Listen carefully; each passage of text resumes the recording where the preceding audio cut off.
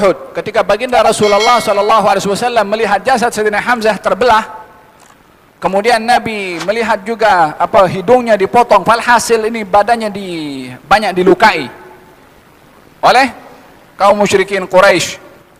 Kata baginda Rasulullah, saya akan balas orang berbuat ini dengan 70 orang daripada mereka. Waktu itu terbawa dengan emosi. Perasaan Nabi waktu itu betul-betul terluka melihat bagaimana orang bersikap kepada jasad yang sudah meninggal dunia dengan dilukai satu-satu daripada tubuh badannya. Tengok manusia ini bila mana ganas, ianya lebih ganas daripada binatang. Faham dong? Maka baginda Rasulullah ketika berkata demikian, turun firman Allah Subhanahu wa taala. Subhanallah. Ini Al-Qur'an mendidik, membimbing emosi, perasaan, hati, fikiran. Wa in aqabtum fa'aqibu bimithli ma uqibtum bih. Wa la in sabartum lahuwa khairul lis-sabirin wasbir wa ma sabruka illa billah. Kalau kamu ingin tuntut balas, balaslah sesuai perbuatan mereka. Qisas, apa yang mereka buat itu pun yang harus dibalas. Itu pun juga dibatasi oleh Allah Subhanahu wa taala. Apa yang mereka buat itu kaum musyrikin kepada Sayyidina Hamzah, melukai tubuh badannya. Allah ketika membenarkan untuk qisas kepada orang yang membunuh, di qisasnya itu diperbolehkan, tapi melukai tubuh badan tidak diperbolehkan, karena ini melebihi daripada batasan yang dibenarkan dalam syarak. Menyakiti satu-satu daripada tubuh badan seseorang tak boleh, haram dalam Islam. Potong telinganya, potong hidungnya, potong tangannya, potong kakinya, potong jarinya, lepas itu baru dibunuh, tak boleh. Kalaupun sudah mati, haram dilakukan, karena kehormatan manusia itu sendiri sebagai orang, sebagai ciptaan Allah Subhanahu wa taala, walaupun dia kafir. Faham dong? Allah memberikan pilihan kepada Nabi, kalau kamu nak balas, balas sesuai perbuatan. Wala in sabartum, tapi kalau kamu bersabar, maka demikian lebih baik bagi orang-orang yang bersabar. Wasbir, sabarlah kamu wahai Rasulullah Muhammad, sesungguhnya kesabaran kamu akan diganjar oleh Allah. Balas kepada orang zalim boleh, sesuai dengan kezalimannya, tak boleh melampaui batas. Kalau nak bersabar, silakan bersabar, yang demikian lebih baik bagi engkau. Maka Nabi mengatakan, wallahi asbir, saya sepilih sabar.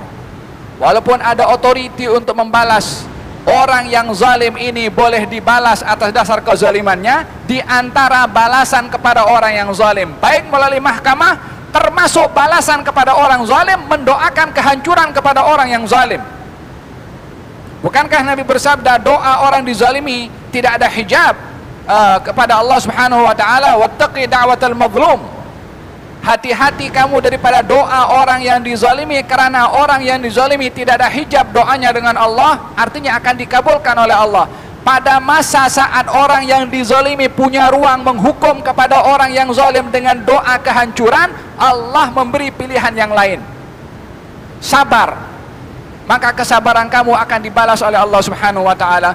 Ya salam, kita kalau mendoakan kehancuran kepada orang yang zalim dan orang yang zalim dihancurkan oleh Allah, kita tak ada apa-apa ganjaran. Sebab hak kita kepada orang yang zalim untuk dihancurkan sudah dihancurkan oleh Allah. Tapi kalau kita sabar, wa ma sabruka illa billah, kesabaran kamu yang balas adalah Allah Subhanahu wa taala. Orang yang dizalimi, kalau tahu ganjarannya nanti di akhirat kalau memaafkan, dia mengatakan, andai banyak orang zalim kepada aku maafkan semua. Tapi karena ini masalah emosi, masalah hawa nafsu yang diberi ruang haknya juga oleh Allah. Allah adil, hak emosi yang orang mungkin ditekan, dizalimi, tak tahan, boleh dia tuntut. Makanya dibenarkan dalam ayat ini boleh menuntut kepada orang yang zalim, silahkan sahaja. Tapi bagi orang yang mau kontrol kepada emosinya, terimalah ganjaran dari Allah Subhanahu wa taala. Walihada, kenapa dalam ayat-ayat Al-Qur'anul Karim Allah berfirman, wal kadhiminal ghaidha, Orang-orang yang mulia itu, apa itu ayatnya? Wasari'u ila maghfiratin min rabbikum wa jannatin arduha as-samawati wal ard uiddat lil muttaqin. Bersegeralah kamu untuk mendapatkan pengampunan dari Allah dan surga seluas langit dan juga bumi untuk orang yang bertakwa. Siapa orang bertakwa? Alladzina yunfiquna fis sarra'i wad dharra. Pertama, orang yang berinfak dalam keadaan senang dan dalam keadaan susah, berinfak. Kemudian wal kadhiminal ghaidha, orang yang tahan marah. Orang yang tahan marah ini berbeda dengan orang yang tak punya sifat marah. Orang tak punya sifat marah tak sempurna orang itu. Bagaimana dia akan dapat fadilah tahan marah kalau tak punya marah? Marah itu sifat yang wajar ada kepada seseorang. Kata pepatah mengatakan, man istughdiba falam yaghdab fahuwa himar. Orang yang dibikin marah tapi tak marah, maka dia umpama keledai. Allah berfirman, wal kadhiminal ghaidha, orang yang tahan marah, marahnya ada bukan tak ada, tapi ditahan, dikontrol marahnya. Wal kadhiminal ghaidha, dan orang yang tahan marah. Sifat yang kedua, orang tahan marah belum tentu memaafkan, dia geram saja. Adakah cukup orang itu dipuji oleh Allah punya sifat tahan marah? Wal afina 'anin nas, tak cukup tahan marah, dia maafkan kepada orang yang dia marah. Oh, ini gentleman, memang very good. Tapi punya susah. Ini bidha'ah, project Allah buka, tender Allah buka. Mau pengampunan Allah, mau surga seluas langit dan bumi untuk orang bertakwa, ambil kriteria ini. Tidak ada kata tidak mampu, kecuali orang yang mau mengharamkan dirinya atau meyakinkan dirinya tak mampu, ya tidak akan mampu. Innallaha la yughayyiru ma biqaumin hatta yughayyiru ma bi anfusihim. Allah tak akan mengubah nasib seseorang kecuali orang itu mau mengubah nasibnya. Jangan pula mengatakan kita manusia, kita bukan nabi, kita bukan rasul. Ayat itu diturunkan untuk manusia atau untuk nabi dan rasul saja? Kalau semua ayat-ayat itu untuk nabi dan rasul, buat apa diturunkan kepada manusia semua? Wal kadhiminal ghaidha, orang yang tahan marah, sifat yang kedua. Yang ketiga, wal afina 'anin nas, memaafkan kepada orang yang dia marah, orang yang zalim atau orang yang tidak zalim. Dan kata baginda Rasulullah, kenapa kamu tidak boleh menjadi seorang yang bernama sayadkhul alaikum rajulun min ahlil jannah, akan masuk kepada kamu sebentar lagi seorang penghuni surga. Dalam riwayat yang lain namanya Abu Dhamdham. Apa amalnya Abu Dhamdham ini sampai Nabi bagi tahu dia masuk penghuni surga sementara masih berada di dunia? Maka salah seorang sahabat Nabi bertanya kepada, ingin tahu apa amal yang dibuat oleh orang ini. Malam pergi rumahnya tengok apa dibuat.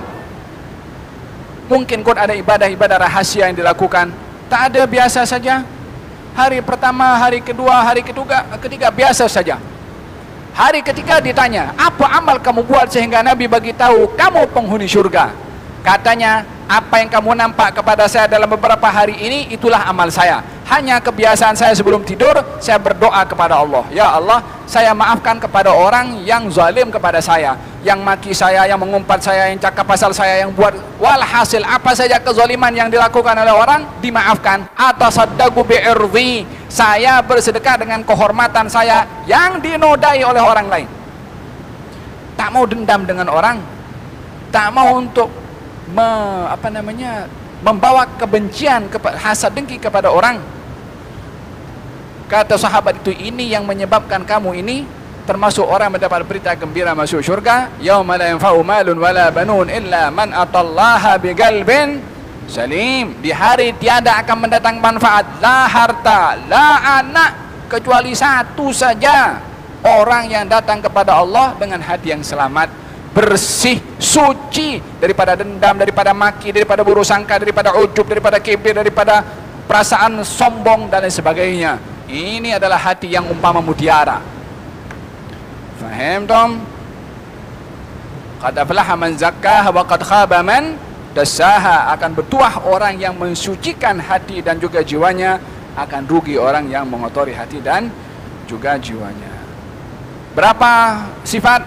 3. Wal afina 'anil nas, memaafkan kepada orang. Yang keempat, wallahu yuhibbul muhsinin. Allah suka kepada orang yang berbuat ihsan.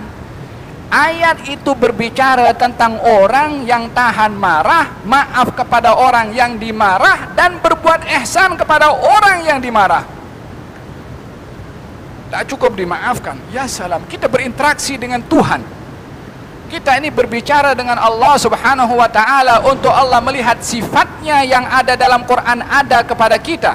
Kalau tidak akan menjadi cerita sahaja semua yang sifat-sifat mulia ada dalam Quran. Bila mana tidak ada praktikalnya pada umat yang diturunkan Quran oleh Allah kepada mereka. Kalau begitu Quran ini akan menjadi kitab bacaan saja, sedap didengar, mungkin sedikit banyak yang terkesan dengan Quran akan menangis, tapi praktikalnya kita tak ada. Karena sahabat dahulu di zaman Rasulullah, Quran yamshi 'alal ard, yakni Quran yang berjalan di atas muka bumi ini. Dinampak itu sifat-sifat Quran pada perbuatan mereka.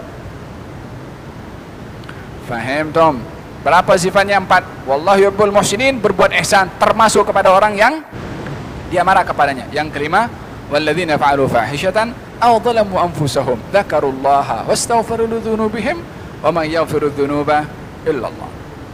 Sifat yang kelima, kepada orang yang bertakwa yang mendapatkan pengampunan dan juga mendapatkan syurga seluas langit dan juga bumi. Allah, kita pergi ke langit pun belum sampai. Berapa jarak pun orang pun tak boleh bagi kata tepat, semuanya kiraan. Itu baru langit yang pertama. Ini arduha, lebarnya as-samawat, langit-langit. Kita tak tahu antara kita dengan langit ini berapa, langit pertama dengan kedua berapa, kedua dengan ketiga berapa. Itu luasnya syurga yang disediakan oleh Allah untuk orang yang punya 5 kriteria tadi, seluas langit dan bumi. Kalikan entah berapa, Allahu alam. Kita punya matematik tak boleh nak jangkau. Tapi itu yang disediakan oleh Allah yang maha benar firman-Nya. Tapi kepada orang yang punya 5 perkara tadi itu, bersedekah susah dan senang, tahan marah, maafkan kepada orang yang dia marah, berbuat ihsan termasuk kepada orang yang dimarah, walladzina fa'alu fahishatan. Kalau orang itu tadi tergelincir melakukan perbuatan dosa atau zalim kepada dirinya sendiri, zakarullah, ingat kepada Allah, insaf kepada Allah, rujuk kepada Allah, fastaghfiru lidzunubihim, memohon ampun kepada Allah. Ya Allah, aku tergelincir, ya Allah aku salah, ya Allah aku silap, ya Allah aku berbuat dosa, ampunkan aku wahai Allah.